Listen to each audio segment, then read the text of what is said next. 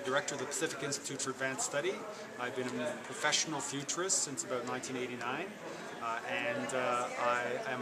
provide a linkage between the technology, since I'm technologically educated, but also since I'm a futurist, I provide a link between the impacts that technology will have and the technology. So not just being enamored with one or the other, but as a linkage, putting the two together. So right now, in the last couple of years, I've been studying 3D printing and the impacts it's going to have on society. So on one side, I'm the chairman of the 3D printing group at Simon Fraser University. We have a bunch of students who are just enamored with the technology, and I'm getting them to do really, really neat stuff. Like, for example, we're building an extruder that'll take waste plastic from the home and turn it into filament to feed into the 3D printers, right? Because the filament is incredibly expensive, right? So here you're dealing with two problems at the same time: expensive filament and plastic in the home that has to be recycled, and we're solving two problems here. So that's one of the things we're doing. We're also developing the next generation of 3D printers. You may have heard that 3D printers are now available for $400, but they're sort of toy-like and not very stable, right? So we're trying to take the really good 3D printers that now cost from $100,000 to $1 million, and we're trying to turn them into printers that would be sold at Future Shop for under $1,000. These will print out anything. Like, for example, that tripod you're using right now, we'll be able to print that out on a 3D printer. Aluminum, titanium, copper, magnesium, whatever you want to make, we'll be able to make it, right? Okay, so there's the technology. Now what about the impacts? I'm writing a book right now that's called Prophecies of June. Why June? It means just on order manufacturing. This is what the whole 3D printing revolution is about. When you want something, you can get it immediately. Instant gratification for everyone. Right now, what does that mean? When everyone becomes a manufacturer in their home, all the cheap things we now get from China, like toys and chess pieces and camera lenses and spare parts for things, now can be made in the home, right? This means this is going to be devastating for the low-cost manufacturers like Bangladesh and China and so on, because we won't need them anymore. Everything will be a digital file on your website that you can download and print instantly. So you don't have to order anything from China anymore. So this is going to devastate them.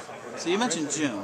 Yeah. As a business person, I remember JIT, just-in-time shipping and surplus, and it changed the whole industry. This is so different. This is completely different.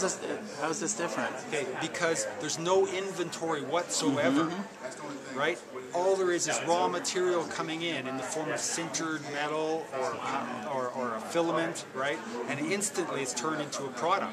And so there's absolutely no inventory. So in the future, when you want a car, you'll go to a website, hopefully mine, right? And you'll design the car yourself. You want an electric car, you want a diesel car, you want a gasoline car, you want 4 cylinders, you want 6 cylinders, doesn't matter, right? You want blue outside, red on the inside, you want 7 cup holders, you will tick, tick, tick, tick, tick, design it, go to the finance page, and then when you press enter, that car will be printed out to your exact specifications right then and there in a neighborhood manufacturing center. No assembly line. It'll be a spherical assembly area where the 3D printers produce everything and assemble it.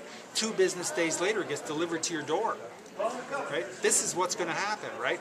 Now, imagine when neighborhood manufacturers are making electric cars for $5,000.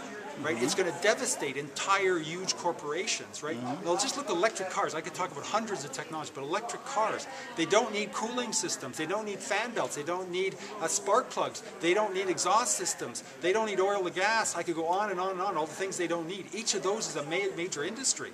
3D printers can make entire transmission boxes as one unit. You don't need to assemble it. 1,000 parts pre-assembled, printed out as one unit. It's incredible. Right? The U.S. Navy goes to sea with 40 million spare parts in an aircraft carrier naval task force. 3D printers can print all those parts. They don't need all those spare parts anymore. That's what it means, just on order. As soon as you need something, you can create it. Amazing. How can people find out more about you? How can they contact you, especially when your book comes out and get that? Okay, so I'm Dr. Paul Tinari. I'm at Tinari P, T-I-N-A-R-I-P at yahoo.com, and my book is going to be called Prophecies of Joom, J-O-O-M, and it's coming out any day now. I'm just doing the final editing of it.